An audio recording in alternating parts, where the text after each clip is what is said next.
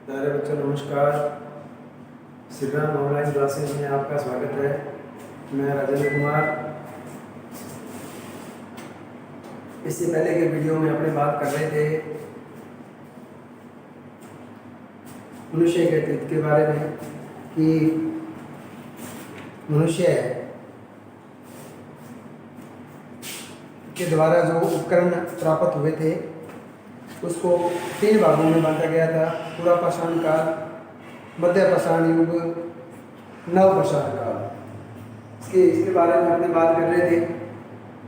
आज अपने मनुष्य के प्रागैतिहासिक शैल कला के बारे में अपनी जानकारी प्राप्त करेंगे। प्रागैतिहासिक शैल कला का अर्थ है कि इतिहास में जब आदिमानव रहने के लिए आश्रय स्थलों में रहा करता था, आश्रय स्थल में वो पर्वतीय क्षेत्रों में, नदी घाटियों तट के पास में आश्रय स्थल प्रकृति के द्वारा जो बनाई गई गुफाएं, पर्वत, उनमें वो अपना निवास स्थान किया करता था।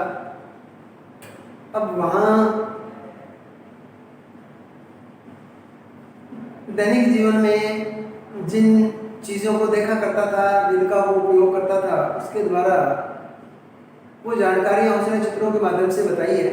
जैसा कि यहाँ बताया गया है, आदिकाल में मानव प्रारंभ में पर्वतीय एवं नदी घाटीय क्षेत्रों में गुफाओं, चट्टानों में बने प्राकृतिक आश्रय स्थलों में निवास करता था, जिन्हें शैलाश्रय कहा जाता है। प्रकृति के द्वारा जो निवास स्थान बनाए गए थे उनमें मनुष्य रहा करता था, उन्हीं को शैलाश्रय कहा जाता था। शैलाश्रय की छतों और दीवारों पर तत्कालीन मानव द्वारा जीवन के विभिन्न पक्षों से संबंधित चित्रांकन किया गया है, जिन्हें शैल चित्र कहते हैं। शैल चित्र, अब मानव शैलाश्रय में रहा करता था। वहां रहने के दौरान वहां की दीवारों पर, छतों पर मानव जिन चीजों को देखा करता था, अपनी संस्कृति से संबंधित, अपने समाज से संबंधित, अपने धर्म से संबंधित जो कुछ भी वह जानता था, वो दीवारों, छतों पे वो चित्र बना दिया करता था, जिससे हमें उसके अस्तित्व के बारे में जानकारी मिलती है। किस समाज से था, क्या उसकी संस्कृति थी, क्या उसका धर्म था, वो उसने चित्रों के माध्यम से बताने का प्रयास किया है।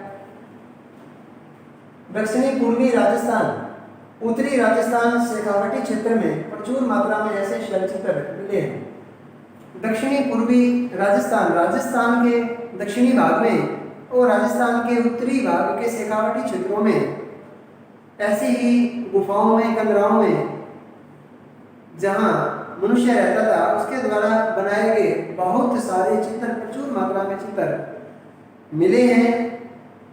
उससे हमें यह पता चलता है कि वहां मनुष्य रहा करता था। मध्य प्रदेश का भीमबेटका व पचमढ़ी भी इस दृष्टि से महत्वपूर्ण है। मध्य प्रदेश में भीमबेटका एक स्थान है, वहां पर भी मानव की कुछ अवशेष प्राप्त हुए हैं। मानव के द्वारा बनाए गए शैल चित्र वहां भी मिले हैं। इसी प्रकार अजंता की चित्र राशि, दुर्गों व महलों के भित्ति चित्र भी प्राचीन इतिहास की अभिव्यक्ति करते शैल चित्रों ने तत्कालीन मानव जीवन के विभिन्न पक्षों को उजागर किया है। मध्य प्रदेश का जो भीमबेटका था वो तो प्रसिद्ध था ही, साथ ही अजंता की चित्र राशि, अजंता में बनी, अजंता की गुफाओं में बने चित्र, वहां के दुर्ग, महल के अंदर जो चित्र आंके गए हैं, चित्र बनाए गए हैं, उन चित्रों से हमें मानव जीवन के विभिन्न पक्षों की जानकारी मिलती है। मानव जीवन के विभिन्न पक्ष, मतलब किस समाज से, किस धर्म से, कौन से देवी देवताओं की पूजा करना, कौन से देवी देवताओं को मानना, किस समाज में रहना, कैसे अपना जीवन यापन करना, उन सबके बारे में चित्रों के माध्यम से बताया गया है। संपूर्ण भारत देश के पर्वतीय व नदीय क्षेत्रों में शैल चित्र प्रचुर मात्रा में है। आपकी जानकारी के लिए बता दें कि मनुष्य जो था वो संपूर्ण भारत के पूरे भारत देश में फैला हुआ था और वो अपना निवास स्थान वहाँ बनाया करता था जहाँ पर्वत हुआ करते थे। कारण ये था कि पर्वतों में उसको रहने के लिए जगह उपलब्ध हो जाना, इसलिए वो पर्वतों का सहारा लेता था। और नदी घाटी क्षेत्र में पानी की प्रचुरता होने के कारण, आसपास पेड़ पौधे होने के कारण वो नदी घाटी चित्र के पास में अपना निवास करता था और उसके द्वारा बनाए गए शैल चित्र भी वहाँ प्रचुर मात्रा में मिले हैं।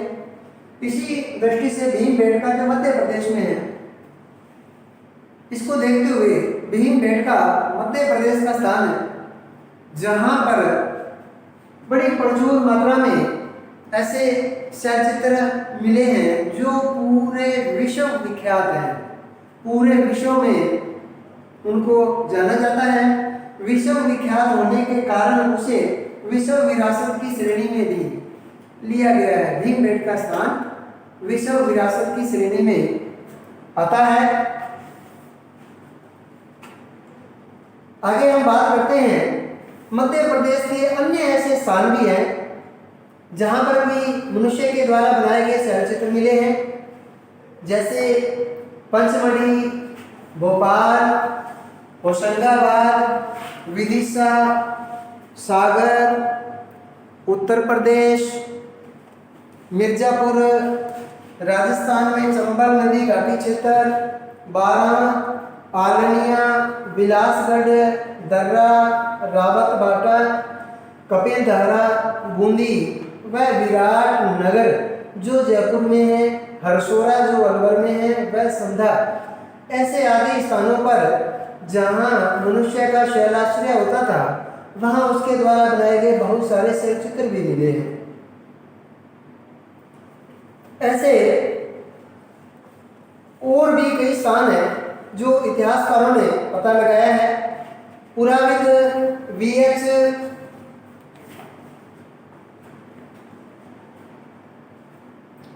सोनवाने को चंद्रावती गुजरात मध्य पाषाण युगीन उपकरण पर रेखांकन किया हुआ मिला है। जो सोनवाने थे चंद्रावती स्थान जो गुजरात में है, वहाँ मध्य पाषाण युगीन, उसने यह पाया कि वहाँ मध्य पाषाण युग का मानव रहा करता था और उसके द्वारा बनाए गए उपकरणों पर उसके द्वारा बनाई गई रेखाएं भी मिलती हैं। इससे इसका काल मध्य पाषाण युग तो स्वतः ही सिद्ध हो ही जाता है, लेकिन डॉक्टर वी.एस. वाकणकर इनका समय उच्च पुरा पाषाण से भी मानते हैं।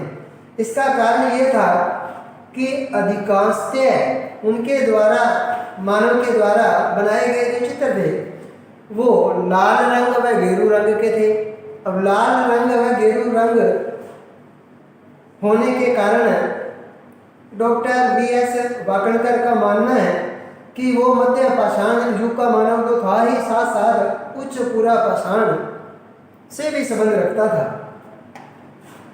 शैल चित्र कला का अध्ययन भारत में ही नहीं किया गया बल्कि विश्व के अन्य देशों 22 देशों में शोध कार्य किया जा रहा है और ये शोध कार्य करने के लिए राष्ट्रीय एवं अंतर्राष्ट्रीय संगठन भी बनाया गया है, जिसके माध्यम से आदिकाल में मानव के द्वारा बनाए गए शैल चित्रों की जानकारी हमें मिलती है। मानव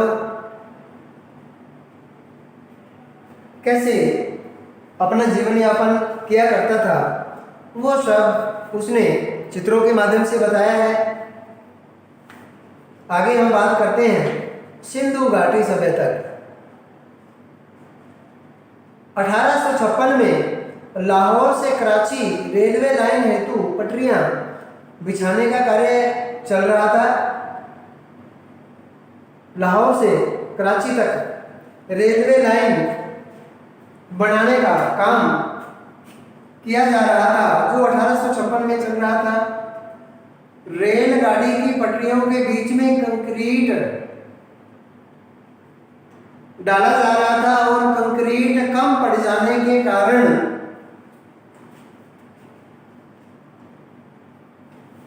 पास के टीलों से ईंटें निकालकर वो पटरियों में बिछाने लगे।